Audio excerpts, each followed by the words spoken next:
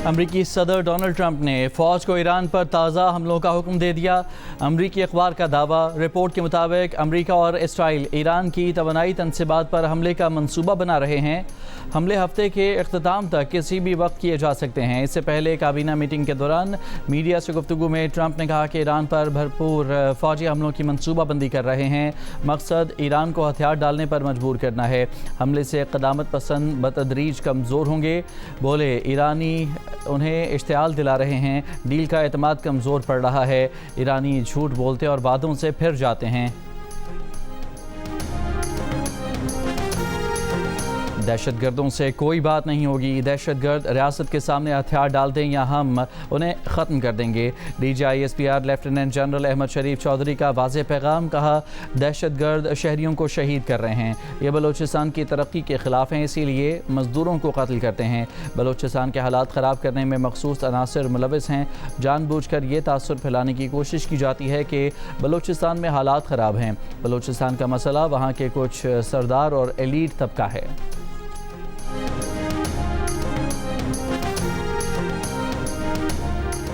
DGISPR lieutenant general Ahmad शरीफ चौधरी ने कहा है कि पाकिस्तान की सिक्योरिटी के लिए गुड गवर्नेंस इंतहाई अहम है। मसाइल हल नहीं हो रहे तो इसका मतलब है गुड गवर्नेंस के लिए कुछ करना पड़ेगा। इसके बगैर मुल्क के मसाइल हल नहीं हो सकते। लेफ्टिनेंट जनरल अहमद शरीफ चौधरी ने कहा कि 1972 में मुल्क की आबादी 7 करोड़ थी और उस वक्त 4 सूबे थे। आज आबादी 25 करोड़ से ज़्यादा है। अगर आबादी 3 से 4 गुना बढ़ गई है और सूबे 4 ही हैं तो क्या गुड गवर्नेंस हो रही है? मोहसिन नकवी ने जो बात की है वो उनकी ज़ाती राय है। जो भी फैसला हो वो पाकिस्तान के अवाम की ख्वाहिशात के मुताबिक ही होना चाहिए।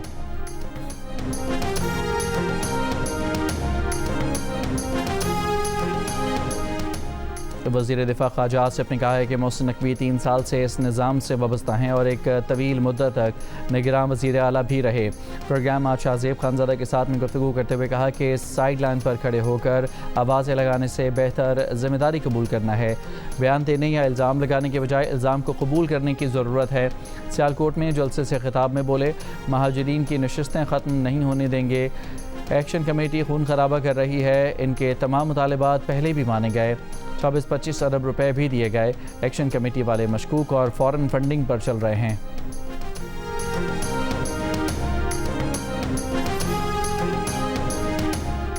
वज़ीर आला सिंध मुराद अली शाह ने कहा है कि अगर मोहसिन नकवी समझते हैं कि निज़ाम में मसला है तो वो तजवीज़ दें।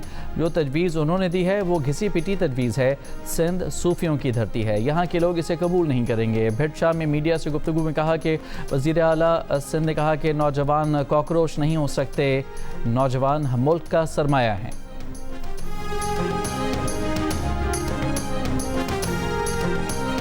2 अगस्त के इंतखाबात आज़ाद कश्मीर के मुस्तक़बिल के लिए अहम हैं। राना सनाउल्लाह का चनारी में जलसे से खिताब। कहा, अवामी खिदमत का मॉडल आज़ाद कश्मीर में भी लाएंगे।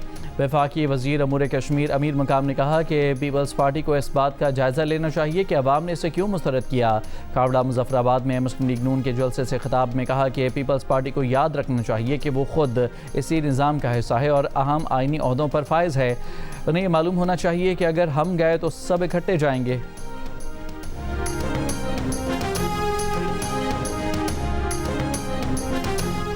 Chairman peoples party Bilawal Bhutto Zardari ने कहा है कि कश्मीर इंतखाबात के पहले मरहले की साख का फैसला इंसाफ से होगा।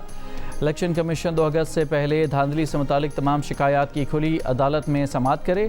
पोलिंग स्टेशन के नताइज और इंतखाबी रिकॉर्ड अवाम के सामने रखे। इलेक्शन कमीशन की जिम्मेदारी किसी एक सियासी जमात को जितवाना नहीं है, कश्मीर के अवाम के वोट का तहफ़्फ़ुज़ करना है।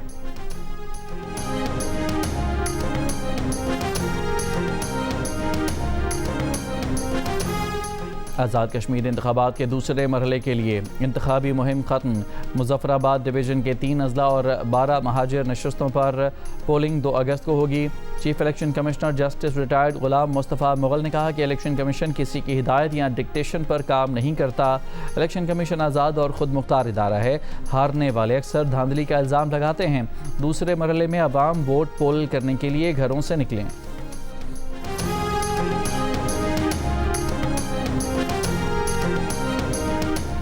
अमरीकी रियासत कैलिफोर्निया के शहर सैन डिएगो में अमरीका का F-35 लड़ाका तैयारा गिरकर तबाह। पायलट ने पैराशूट के जरिए तैयारे से छलांग लगाकर जान बचाई। अमरीकी मीडिया के मुताबिक हादसे की वजह सामने नहीं आई। पेट्रोल की कीमत में 12 पैसे और डीजल की कीमत में 66 पैसे फी लीटर कमी। पेट्रोल की नई कीमत 336 रुपये 3 पैसे, डीजल की नई कीमत 392 रुपये 38 पैसे फी लीटर मुकर्रर। मिट्टी का तेल 1 रुपये 22 पैसे सस्ता। आज़ाद कश्मीर इंतखाबात पर पीपल्स पार्टी और मुस्लिम लीग नून के दरमियान बढ़ती कशीदगी। दोनों जमातों के सीनियर रहनुमाओं की मुजफ्फराबाद में मुलाकात। महाजराई मजीद बढ़ने ना देने पर इत्तफाक कर लिया। डी न्यूज़ के एडिटर इन्वेस्टिगेशन अंसार अब्बासी की रिपोर्ट के मुताबिक पीपल्स पार्टी की तरफ से कमर जमान कायरा, नदीम अफजल चंद, आज़ाद कश्मीर के वज़ीर आज़म फैसल राठौर, जबकि नून लीग की जानिब से राना सनाउल्लाह और अमीर मकाम शरीक हुए। फरीक़ैन ने एक दूसरे के सामने खुलकर अपने तहफ़्फ़ुज़ात और शिकायत पेश की। फरीक़ैन इस बात पर मुत्तफ़िक़ हुए कि मौजूदा सियासी महाजराई को मज़ीद बढ़ने नहीं देना चाहिए और ना ही इसे आज़ाद कश्मीर के इंतखाबात के बाकी मराहिल पर मनफी असर डालने की इजाज़त देनी चाहिए।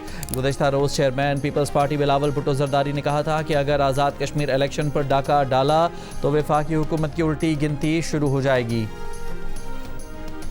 वज़ीर आज़म शहबाज शरीफ की ओगरा को तेल और गैस के शोबे में मुकम्मल शफाफियत, ज़ख़ीरा अंदोज़ी और नाजायज़ मुनाफ़ाखोरी के खात्मे के लिए जदीद डिजिटल निज़ाम फ़ाल करने की हिदायत।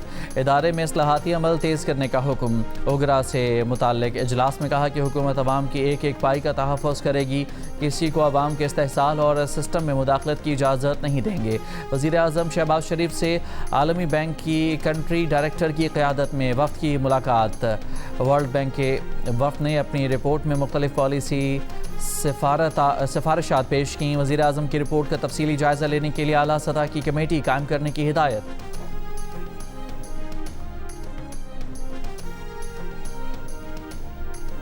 दहशतगर्दी का मुकाबला करेंगे, अमन के लिए हर कुर्बानी देने के लिए तैयार हैं।